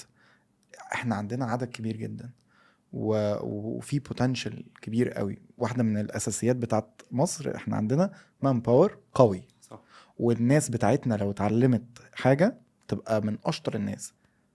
فلو انت علمتهم واديت لهم النوليدج دي ساعتها هيقدروا ان هم يبقوا خلاص بقوا افيلبل للجلوبال ماركت. احنا دلوقتي في عالم من الديسنتراليزيشن وعالم من الجلوباليزيشن في كل حاجه. وحتى ذكرت في النص ان في كده شركه ريموت فيرست، فهي الاساس بتاعها نشتغل ريموت. لو انت تالنت حلوه يلا يعني في شويه حاجات كده بتبقى غصب عنك، زي مثلا النت يقطع في النص، يعني في حاجه كده بتبقى سخيفه في النص. بس بجد انت لو عالجت الحاجات دي وفي مكان ما فيهوش مشاكل في الانترنت، او عندك باك جراوند كويس، انت تقدر تبرفورم، تقدر تديله الكابابيلتيز وتديله النوليدج هاي بيرفورم. انا فارق معايا هنا طارق قوي ان اوصل الناس انه انا اوقات قابلت ناس مصريين هم they were defined as global talents، بيتعينوا في شركات بره مصر كتير من مصر، بيسافروا بيشتغلوا ريموت، الارقام ضخمه بالدولار، بس اغلبهم كانوا بروجرامرز. اغلبهم الغير بروجرامرز كانوا تك برودكت مانجرز، داتا اناليستس، في ناس بس عدد اقل بروجكت مانجرز فراحوا اشتغلوا في حاجات في البروجكت مانجمنت، كونسلتنتس. بس النهارده واحنا بنتكلم في الكوميونتي بتاعت الريكروتمنت انك تقول للريكروتر خد بالك انت ممكن لو بقيت شاطر 3-4 سنين، لو بقيت بتستخدم ديجيتال تولز قويه، لو بقيت بتبص زي ما انت كنت بتتكلم بتريسيرش وبتحضر ساميتس وبتحضر هاكاثونز وبتقرا كتب وبتجيت كونكتد مع منتورز من بره مصر، you can be a global talent. ولو بقيت global talent هتسمع ارقام بالثلاث والاربع والخمس والست والسبعة $8,000. لانه لو هم حسوا، لو اللي بيسمعنا النهارده حس انه ايه ده is it doable، هتلاقي موتيف مختلف جدا. خليني اقول لك بزنس موديل يعني قوي جدا قدامي في البلوك تشين وفي التك اندستري. الهاير يوجولي في يوروب وفي يو اس ممكن تختاري اما تحاسب الكلاينت بير اور، او مثلا بير ليست او بير هاير. بير هاير انت لو الكانديديت دخل وتهاير من الشركه بعد مثلا على حسب البيمنت اجريمنت 3 شهور او 6 شهور بتاخد عليه فيه. الفي بتبقى فيه قليله لو 10%، الافريج 15، بلوك تشين بتوصل ل 20 و 25. طبعا يا جماعه اللي طارق هنا يقصدوا 10% و20 و15 و20% من الانيوال باي بتاع الشخص بالظبط. والانوال باي بالجروس غير الكلمة الجروس. انت مثلا ممكن يكون $100,000 في السنة، صح. وده بالنسبة للبلوك تشين ده اللور رينج. يعني انت ممكن تجيب مثلا تهاير حد بياخد له $140,000 $150,000 عادي. لو سينيور يعني بيبقى عادي. فلو انت هتاخد 25% او 20% من احسب على $25,000 مثلا ده 1.4 مليون كارثه يعني في هاير. فممكن تاخد الكلاينتس اللي من بره وتهاير من هنا لوكال تالنت، وهتديهم ايه $1,000 مثلا في الشهر. هتهاير حد في خلال 2-3 فاهم؟ ما هايرتش من كلاينت، هايرت من التاني. انت فاهم البيزنس موديل عامل ازاي؟ انت بتتكلم انت كانك انت الشركه انت كونسلتنت. اوكي. بس كانك انت بتسورس ليهم تالنتس، بس التالنتس دي بتشتغل اندر يور اكاونت. لا، انت بتسورس ليهم، انت مشغل ريكروترز معاك وبتسورس للشركات فكأنك دي. انت خلقت بيزنس موديل انت تحتيك ناس بتسورس وانت اللي بتعرف تتكلم ولو انت مع اديت الشركات. لحد من مصر مثلا $1,000 هيبقى مبسوط جدا طبعا جدا. فتمام قشطه فاهم. ففكر في انا بحاول اشير الحاجات دي ليه؟ لانه يا جماعه الريكروتمنت النهارده انا اتعلمت الحاجات دي، غيري هيعرف يعملها، غيري انا بكره هلاقي حاجه تانية عادي. احنا اهم شيء ان احنا نمباور بعض، واهم شيء ان احنا نحاول نتعلم الحاجات دي ونتعلم ان احنا ازاي نطبقها، ونشير النولج ونكريت الكوميونيتيز اللي تقدر تفوستر الامباورمنت والشكل العام، بحيث ان احنا نقدر نزق بعض لقدام. انا النهارده زقيتك، انت بكره هتزقني. صح. طيب هل في سبيكرز معينين، منتورز معينين that you recommend ان الناس ممكن تحاول تفولو، تحاول تبقى بتسمعهم، بتحاول تكونكت معاهم، مركزين واقوياء في مجال السورسنج والريكروتمنت؟ في ناس انا يعني personally بحبهم شخصيا بصراحة، وهم دايما actively بيشاروا. واحد اسمه هونج لي، HUNG لي LEE. هو ده حد بيهوست ناس في الحتة دي جلوبالي. فانت هتسمع ناس كتير مختلفين، وتقدر تلاقي pool of people to follow. ده اول حاجة. في معظم يعني خش مثلا سيرش كده اونلاين على articles غير اللي على لينكدين. شوف على حاجات مثلا هتلاقي فيه سورسنج، مش فاكر كان سورسنج ايه، بس يعني هتلاقي حاجات ليه اكتب كلمة سورسنج واكتب ارتكل جنبها. تمام. وهتلاقي بلاتفورمز بتطلع لك ارتكلز، وخش اقرا الارتكلز دي كل شوية وهتلاقي منها معلومات جديدة. ودي كانت الحجر الاساس بتاعي في ان انا اتعلم اكتر. ان انا ابتديت افولو ده وفولو ده وفولو ده وسبسكرايب مثلا الايميل بريفرنسز ان هو يجي لي ادز من الحته دي عشان اقرا الارتكلز الجديده واعرف ايه الجديد وايه الترندنج في الحته دي، وجوين كوميونيتيز وهكذا. فتبتدي يجي لك different sources of. وانا شخصيا بحب الفيجوالز اكتر من الكتابه، فتلاقيني دايما بفولو حاجات على يوتيوب وهكذا. وبعض زي البودكاست دي دي بتبقى حاجات قويه جدا في ان هي تدي لك معلومات جديده. من الاسئله اللي بحب دايما اسالها في اخر حلقه your story your insights. من قصتك البيرسونال ايه حاجه او اتنين لو رجع بيك الزمن مش هتعملهم، او حاجه او اتنين ممكن تبقى الحاجه دي فرقت معايا قوي فانا هعملها تاني؟ ايه حاجه لحد يسمع your own personal story يبقى عايز يقررها؟ طيب انا هشير الليرنينجز الاساسيه من وانا كنت عيل صغير في المدرسه لسه لحد النهارده انا بعملها، وهي asking for feedback. reflecting على كل حاجه انت بتعملها، وتسال اللي حواليك تشوف انت ايه اللي انت بتعمله ممكن يكون احسن. مم. being open to feedback دايما دايما دايما دايما هتلاقي في حاجه تتحسن طول الوقت. يعني مفيش وقت هتلاقي الحته دي وقفت خالص. في نقطه تانية انه خلي دايما يبقى عندك openness، وخلي ده يبقى consistent. حتى وإن كان انت مجرد بتعمل الحاجة حتى 5 دقايق او 10 دقايق، مش شرط ان هي تبقى بتعمل الحاجة بماجنتيود قوي، ولكن البساطة بتسهلها عليك وتخلي يبقى في عندك consistency. فالكونسيستنسي دي اساسيه، ودي كانت كي ليرنينج، لان لحد النهارده انا بستراجل مع الحته بتاعت الكونسيستنسي. انا someone يعني medically diagnosed ب ADHD، فانا عندي غصب عني بحس انا فعلا ما عنديش الحته بتاعت الكونسيستنسي. فدي اكتر حاجات وقفتني عن ان انا اتعلم، ومعاملتي للنقطه دي بان انا اعالجها واحاول ازق نفسي كمان، حتى سنه كمان، زقه كمان، دقيقه كمان، باي تايم تلاقي نفسك ان انت اتعودت عليها واتعلمت اكتر. نايس. فهي ممكن تبقى حاجات مش مالهاش علاقه بالريكروتمنت، لكن هي حاجات جينيريك جدا. ايا كان انت في اي فيلد او في حياتك الشخصيه يعني شخصيا، لا هي طارق اللي كان من 5 سنين غير اللي كان من 10 سنين، غير من سنه، غير من سنتين، غير بكره. كان في one of the episodes